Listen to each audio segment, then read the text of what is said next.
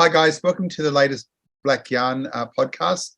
Today I've got the wonderful Michelle with us today. Hi Michelle. Hi. Hi. Now I'll get you to introduce yourself, but I was just sneakingly onto your profile, and you've described yourself as a bisexual Aboriginal pageant queen, mental health advocate, tattoo devotee, cat fanatic, and a traveller. Yeah. That's a small part of me, but yeah, so I'm Michelle Gissara. I'm a proud Kardu Diminin, Kardu Yek Neninh woman, which is from little places called Wada and Kaya up in the Northern Territory. But I grew up in Adelaide and then moved to Melbourne for study, and now I live in Naarm, have for the past decade abouts, and I work at RMIT, so I'm an Indigenous Vice Chancellor's Indigenous Predoctoral Research Fellow, which is a bit of a mouthful, but it just means that I work at the uni completing my PhD studies and also doing some teaching and engagement with the university. And I also work at the Black Dog Institute, so I'm a national network member for the Indigenous Lived Experience Centre. I've been doing that for just over 2 years, I think. And yeah, I'm actually a pageant queen as well, now that you mention it. I'm competing in America and representing Australia and my Aboriginal heritage in Orlando, Florida next month, a couple of weeks away. Congratulations for next month. Thank you. Cool. First question, when did you come to Melbourne? How long have you been in Melbourne for? Since 2012. So yeah, I think just and you came over here to study? Yeah, so I originally studied graphic design and advertising before moving into what I'm doing now, which is criminology.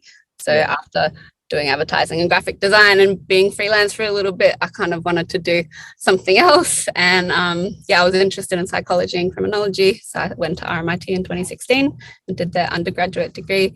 So that's a Bachelor of Criminology and Psychology. And after I did that, I still wanted to do something. So I did my honours in criminology and justice. And then from that, have now started this job at RMIT.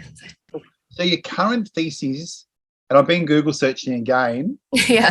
It's for lived experiences of image-based sexual abuse for First Nations people in Victoria. Is that correct?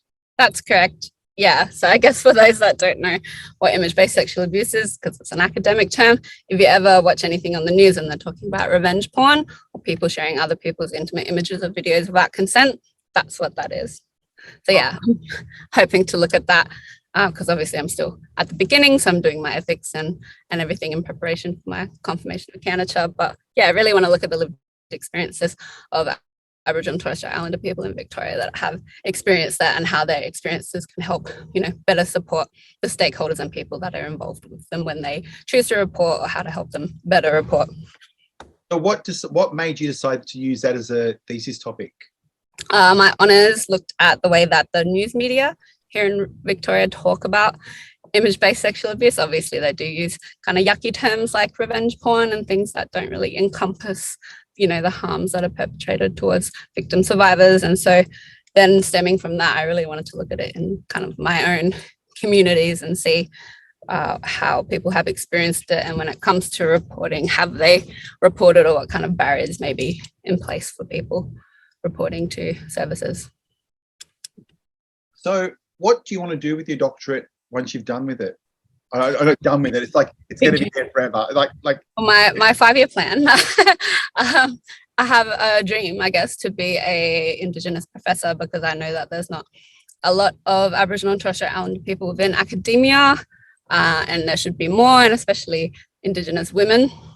So we don't want that male, pale, stale kind of rhetoric. Having more diversity within academia. And just being a good role model for the younger mob. Are you seeing more younger mob go into university?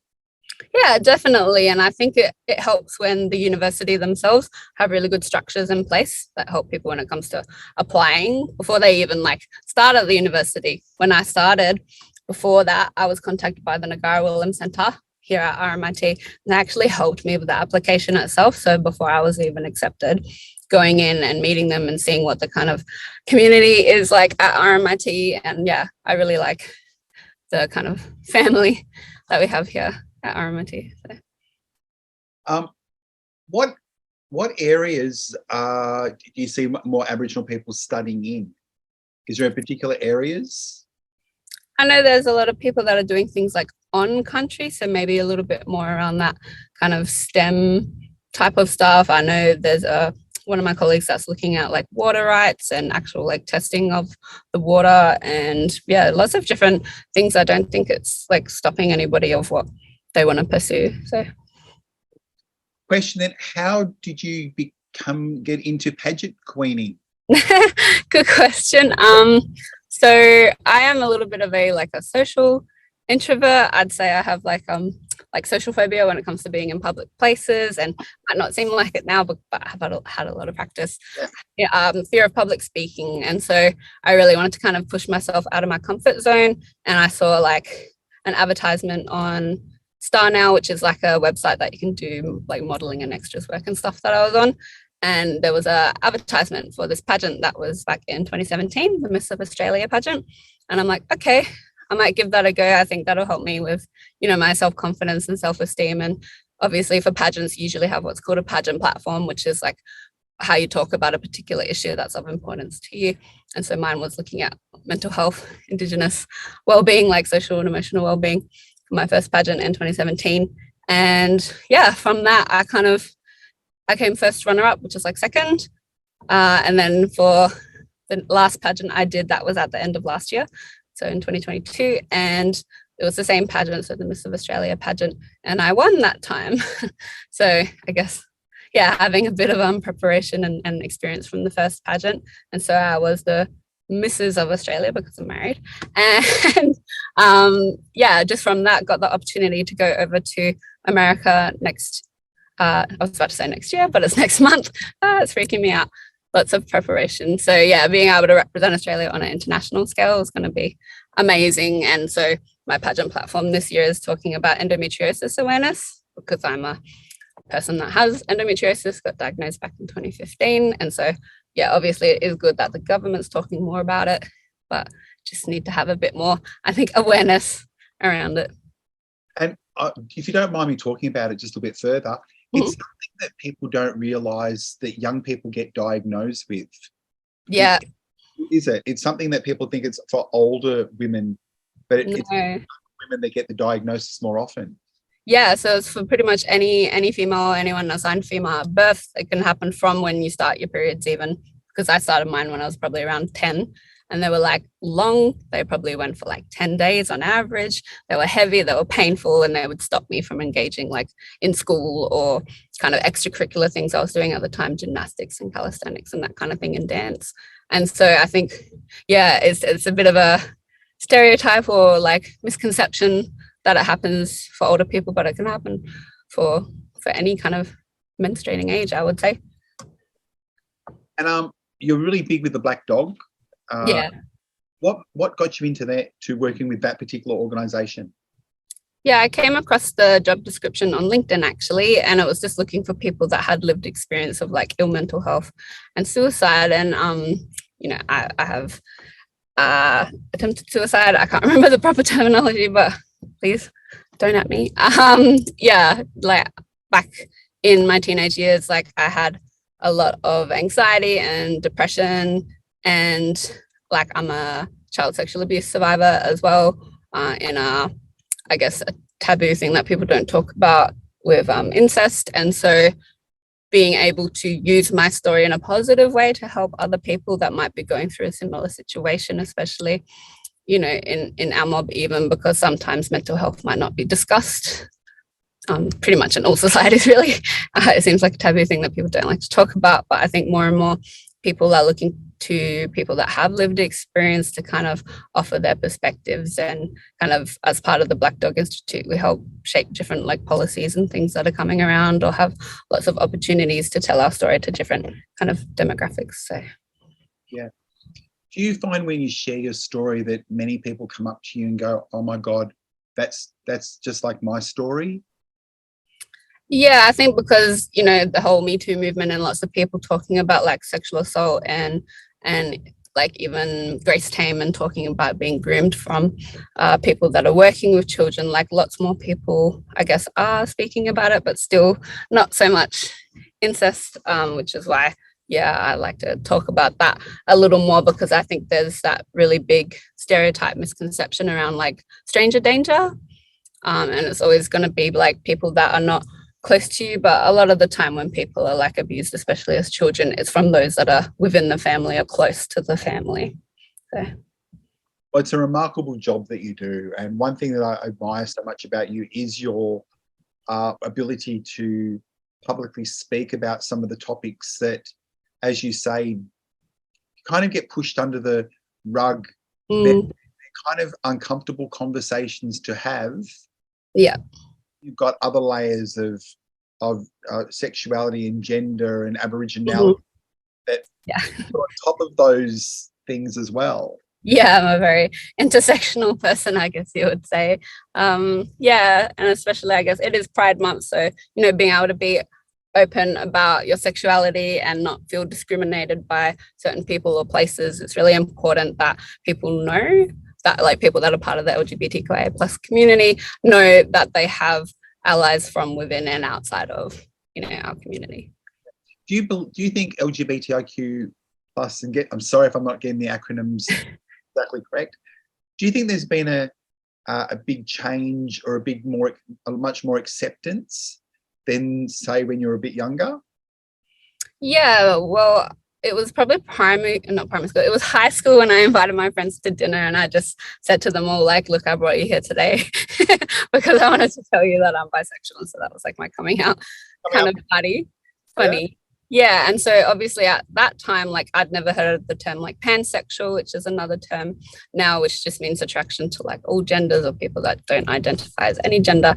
And so, you know, the terminology itself doesn't particularly faze me. I just like love people for who they are and not that kind of gender based thing. And I think, yeah, it's becoming a bit more, I don't like to say like tolerated and accepted because it just should be, but it definitely does feel a little bit safer. But then at the same time, when you see the government talking about specific things related to like trans people and stuff like that, it does feel like sometimes there's a couple of steps backward and one step forward. Or yeah. A little bit like Aboriginal issues in general. Yes. Yeah, exactly. Because if you're thinking about like the voice to parliament, maybe, I don't know where you're going with this, but like, remember, was it about 7 years ago that we had that marriage plebiscite? And because obviously I identify as bisexual, I was like, you know what, I'm not going to get married until everybody can get married, and I voted yes, and I'm happy that that went through. But then I got married, obviously.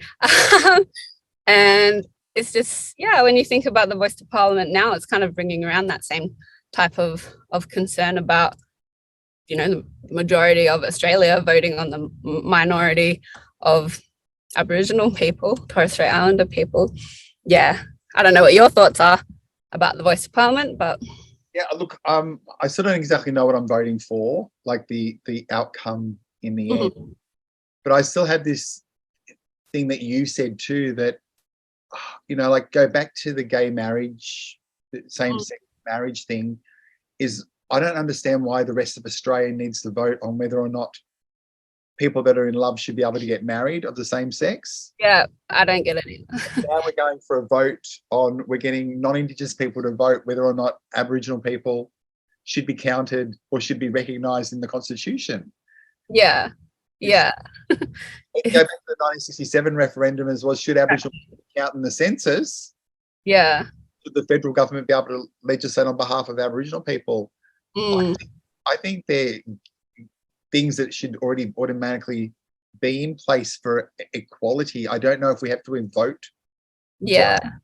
If that makes sense. Yeah, no, I totally get what you mean. And especially, like, you know, for our elders that would have gone through both, like this referendum now and the one in the past, is like how much it's going to affect their social and emotional well-being, having people like think you're people to begin with, and then to give you like rights in your own country is a little bit absurd to me. But yeah, there's definitely a lot of talk with the Black Dog Institute because they've just released their stance on the voice to parliament, and it really focuses on the social and emotional well-being ramifications, because it's not so much whether it actually goes through or not, is that there's going to be mental health, social and emotional well-being impacts either way.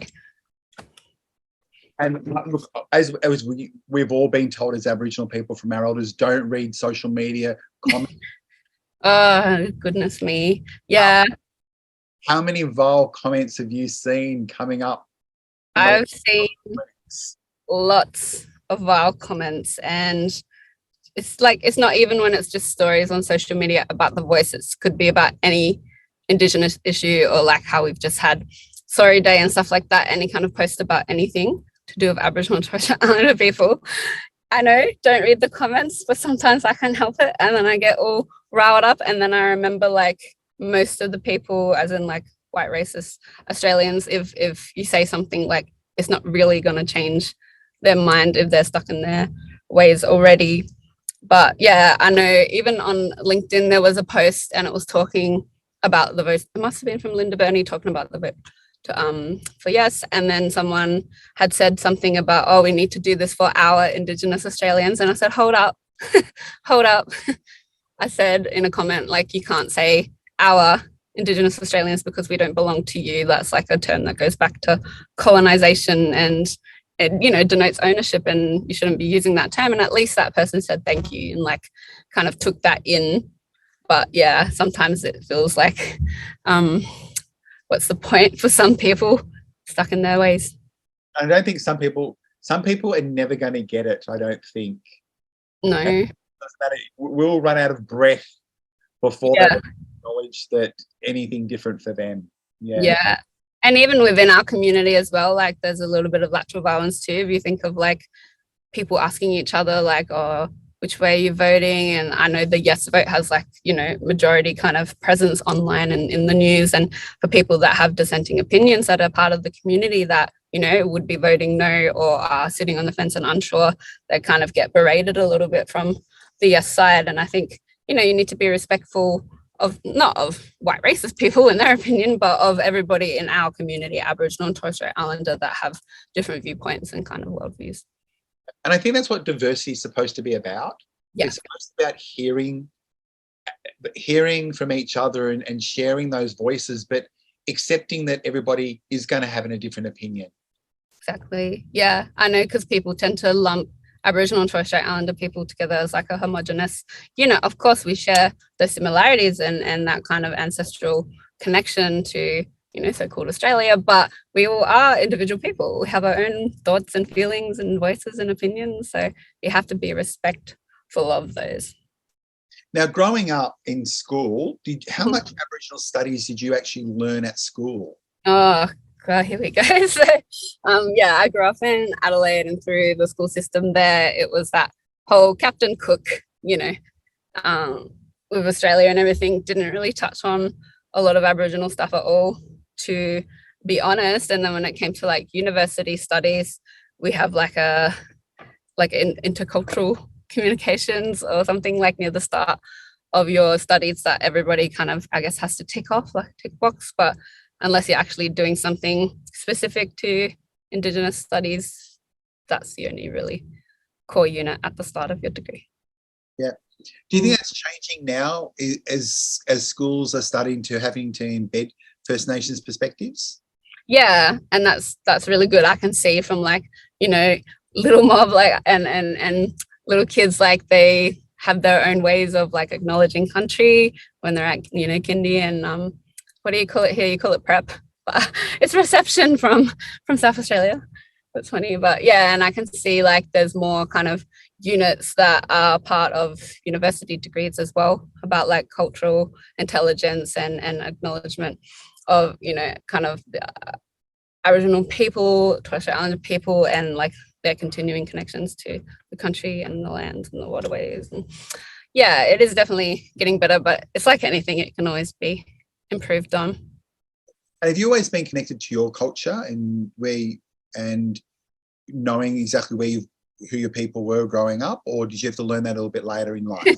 Oh, this is a bit of a what's that word? Big question, a multifaceted question, but break it down if you like. Yeah, so yes, I've always known that I'm Indigenous. I've always known that my family comes from Northern Territory, but there's only stuff that I'm actually learning even in the last couple of years that are like more details. But the parent that I was brought up with was my non-Indigenous parent.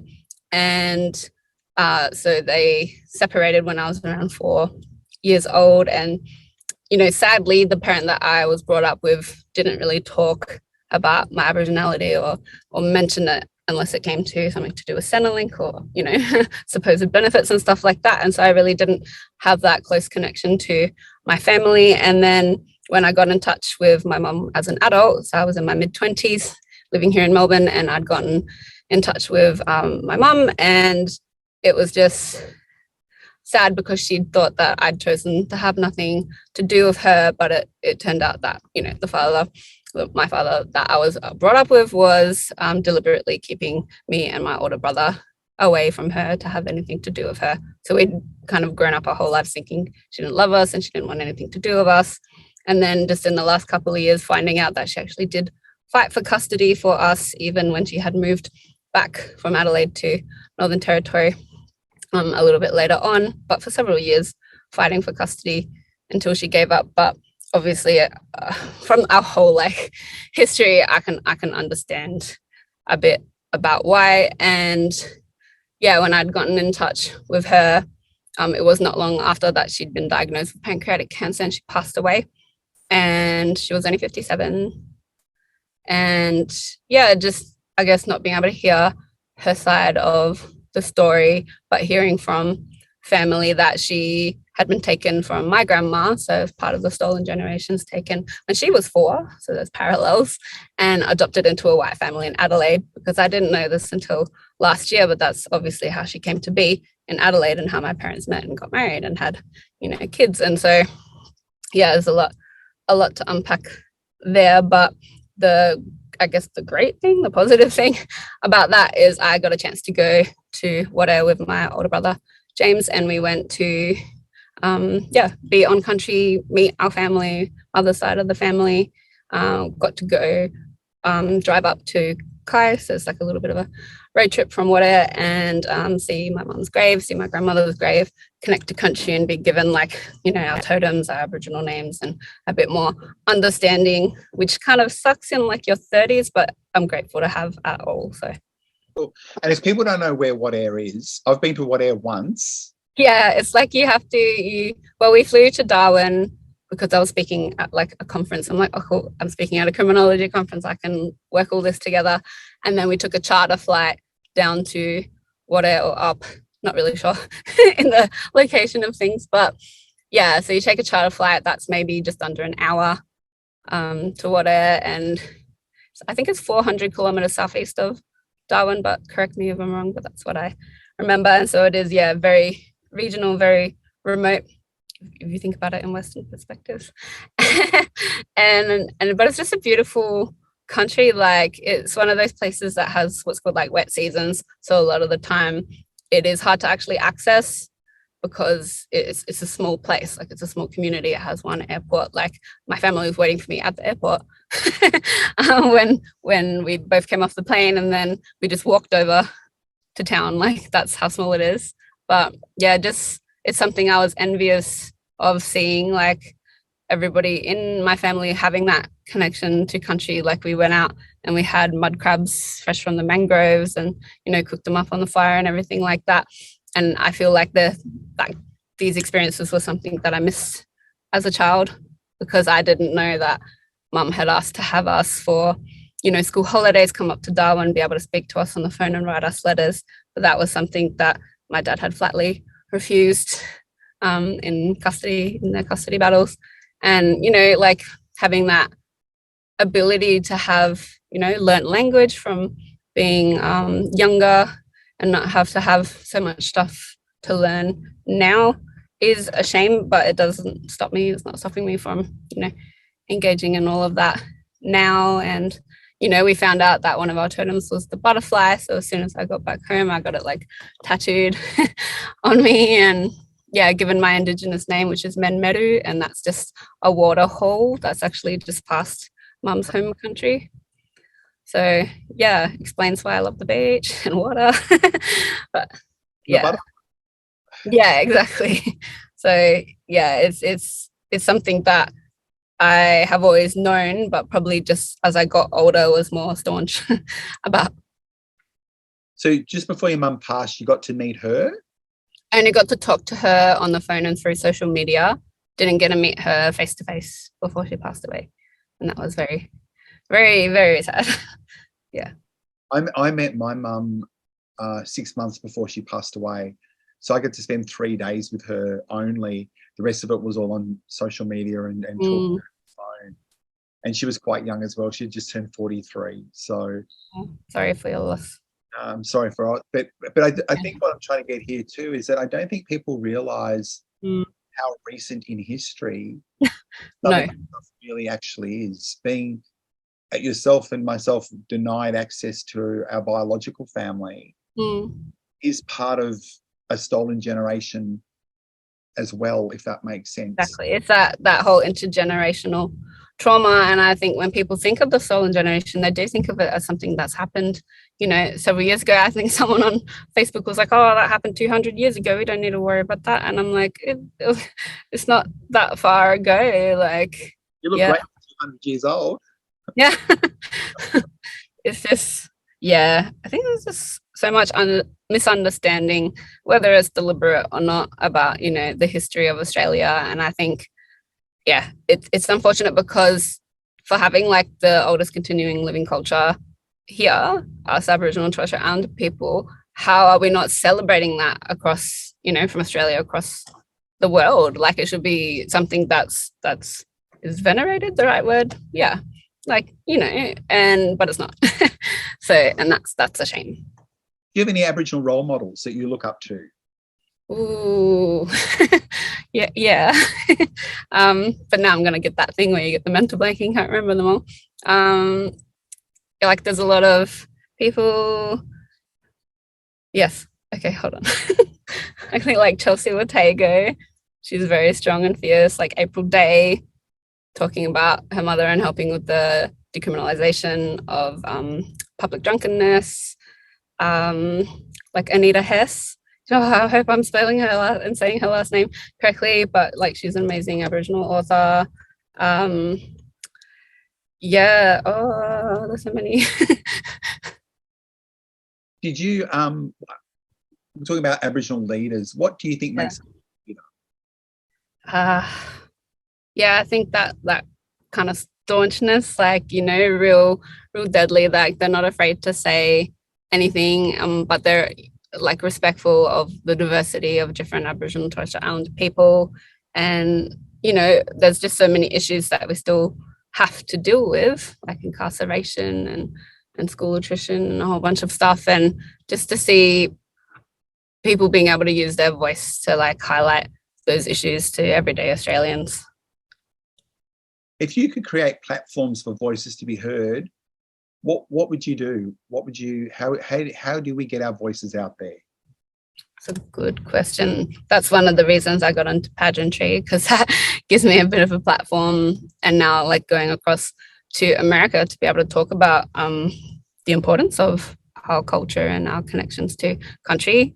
And I think like this day and age, like, it's easier to have a bit of a platform because of the internet, because you have social media to be able to talk about things.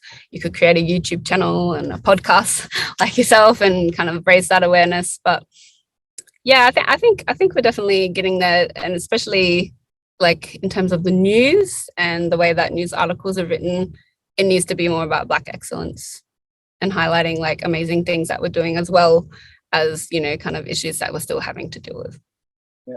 Do you find lateral violence within community? Yeah, like I mentioned before with the Voice to Parliament, but even around like certain other things, such as like skin color, for instance. Like, I've had someone who is a respected elder in community, like I was introduced to, and they kind of look me up and down and like seem to question me because I had a work badge on at the time that had my last name, and that's my husband's surname, so it's not Aboriginal. And he just kind of like gave me that once over, and I felt like really, really sad about that. And I think, I do get a lot of people that don't think I'm Aboriginal because of the color of my skin, but it doesn't, like, that's not that's a colonial thing. That's to do with like bloody assimilation and stuff like that. That's not to do with like what's in my heart and what's part of me. So yeah, definitely. What makes a person Aboriginal? Well, having the lineage, having those kind of, it's that 3-point thing really, isn't it? It's like being connected to that country, having that Aboriginal heritage and having people in that community, confirm those things pretty much. But I think as well, it's just like something innate within me. Like I can give you a good example. Like obviously I said I have a tattoo of a butterfly, but I had also gotten tattoos of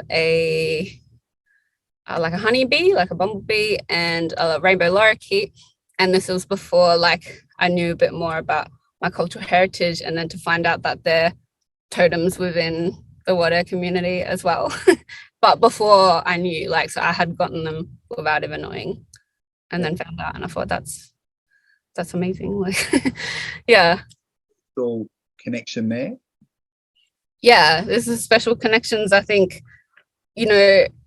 when people talk about like what's so special about being Aboriginal, or like, what's with your connection to country, it's like you're happy when country is happy, you're sad when country is sad. And if you think about like climate change and all of the mining that's going on in Australia and the desecration of like Aboriginal places of importance, and just Australia in general, like, I feel pain knowing those things occur, where I don't think people that don't identify as Indigenous have those like cultural emotions to land and country.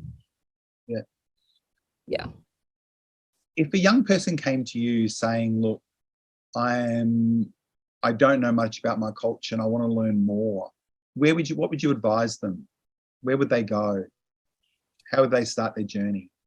That's a good question. And I know, so if that was in Victoria, for instance, like you can point people towards the Kardu Heritage Trust. They do a bit of family history kind of stuff for you. There's the IATSIS, so the Australian and Tosho Anga Institute of Studies. I know something like that. And that's actually who helped me trace back a bit of family history using like census records and things like that, because when I applied for uni, because I had an Indigenous scholarship, I had to have a proof of Aboriginality. And so as part of that, I had to do a similar journey, and that was through the Stolen Generation Association that's in the Northern Territory. So they helped me get my proof of Aboriginality, and most of the time that's done through like the land councils of the place where you're from.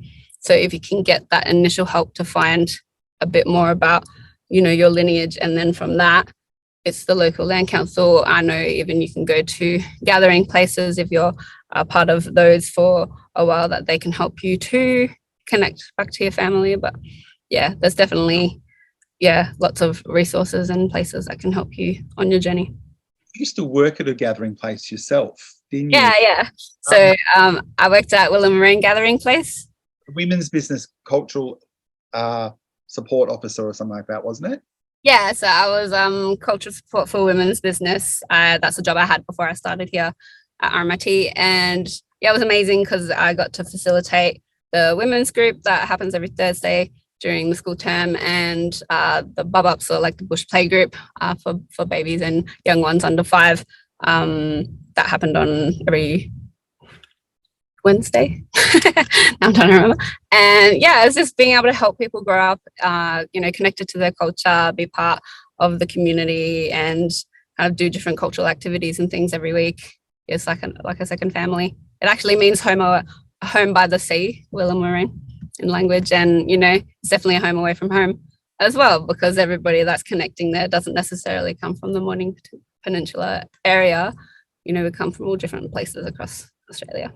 I don't think, some of our listeners would really realise that Melbourne has one of the highest transient Aboriginal populations anywhere in Australia, which means they're not the local people. So the Bunurong and the Wurundjeri people, who are the traditional custodians, they're quite few compared to all the different other Aboriginal cultures and families that have actually moved in here right at the moment. And you would see at the gathering place so many people disconnected from community and culture, for their own community and culture.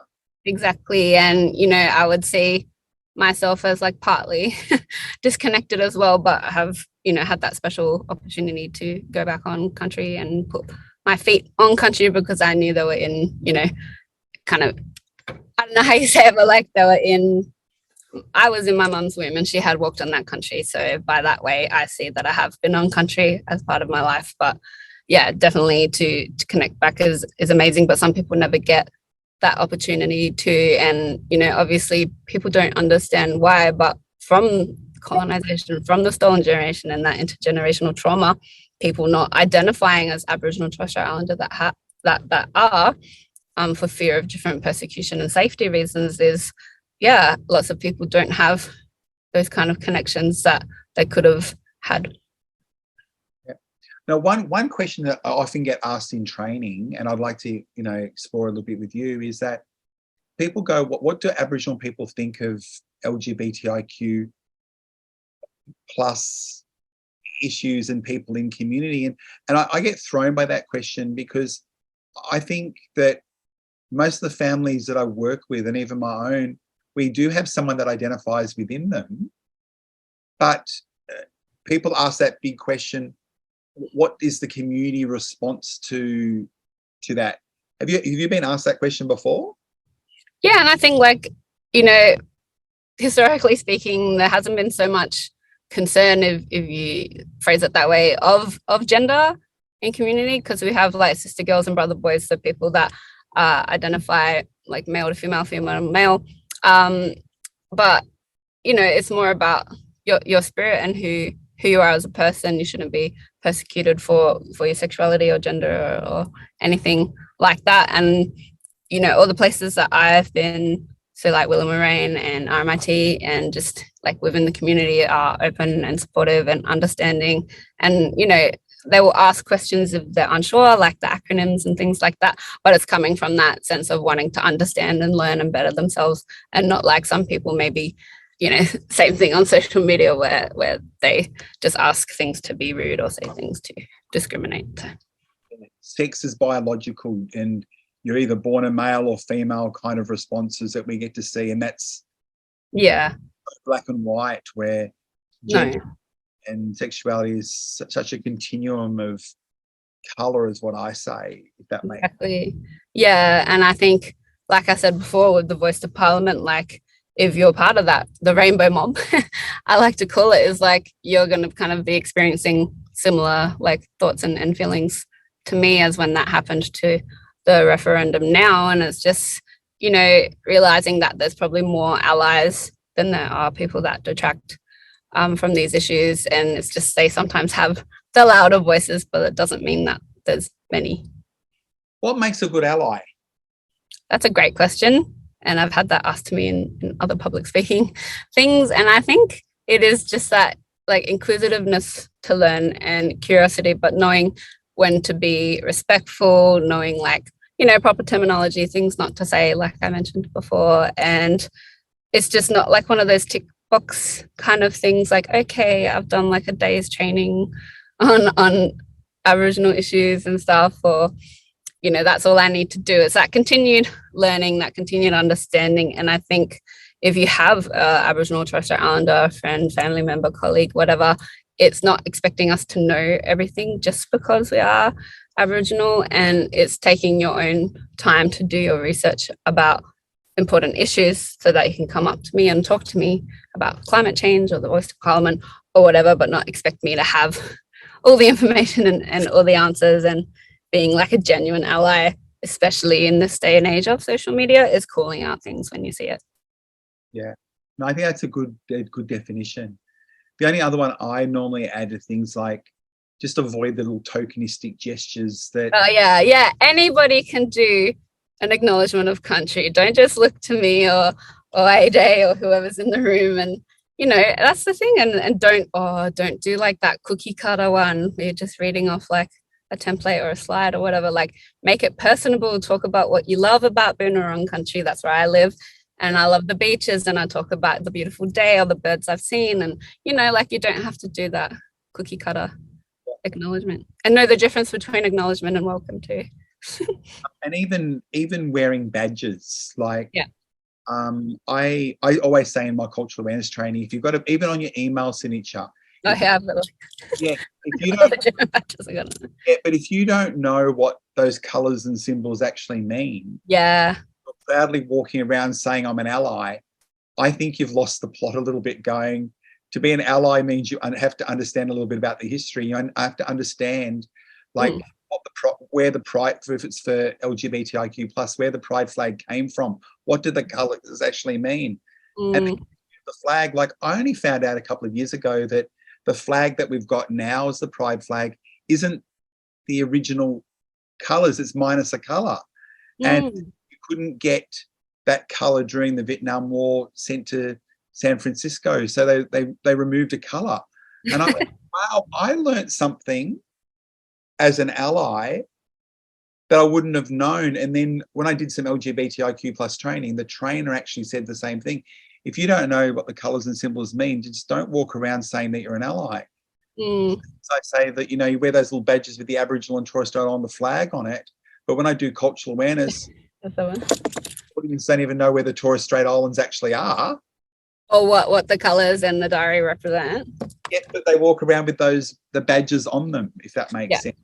Yeah. And that's that thing about not just, I've done like a day's training or an hour's training or, this year's training. Is like, if it's like that cultural engagement is like continued engagement with your community. And like I said, if you're proud of the history of Australia in terms of Aboriginality and being the first peoples, is like, you should know more about it. What term? There's a lot of terms thrown around now. We've got Aboriginal people, we've got Indigenous people, we've got First Nations. Yep, Indigenous Australian. Right. Yeah, there's so many. Is there anyone that you're kind of attracted to, or the ones you just go, oh, I cringe when I hear it? I think they all have like their merit. I don't think, I think there's just so many different ways to describe Aboriginal and Torres Strait Islander people, as long as you're doing it with respect. I'm not fussed. Indigenous Australian is fine with me. I've said First Nations before, Aboriginal. So yeah, I don't want to hear like Aborigine, and I've seen people saying this so much on social media. And yeah, just like, how do we have people that are in like Parliament, like Pauline Hanson and stuff, that can just say the most like racist rhetoric and still be part of Parliament and of, politics is crazy to me, because not only is she racist towards Aboriginal Australians, but people that have come from overseas, refugees and asylum seekers and stuff like that. And it's crazy. People in general, I think. Yeah, and how can you boast about Australia being a multicultural country and be proud of that if on the one hand you're like, I hate, such and such people, but I love their food at the food court. Like, you can't, I was talking to my husband the other day, because I've been trying to save a whole bunch of old books when I see them in the op shops around Aboriginal art and the history of Aboriginal art in Australia. I'll save all these books because I don't want them to go to landfill. And maybe there's only a few copies left if they're like older versions. And I said to my husband, Luke, I was like, like there's a lot of rhetoric and discussion and discourse around Aboriginal people, and like they love our art, they love our dancing, and they love our food and everything like that, but then they don't love us. And it's like, you can't have it this way and that way. Like, we're all everything encompassing of all of that, and you can't separate. Because someone said to me exactly what you said a couple of minutes ago about, they love our food, we love culture's food.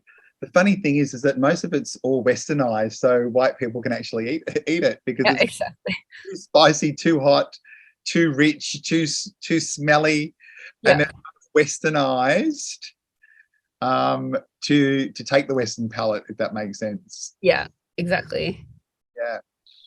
I've got a couple of last questions for you, and one is, what would you like listeners to walk away from today after what we've been talking about?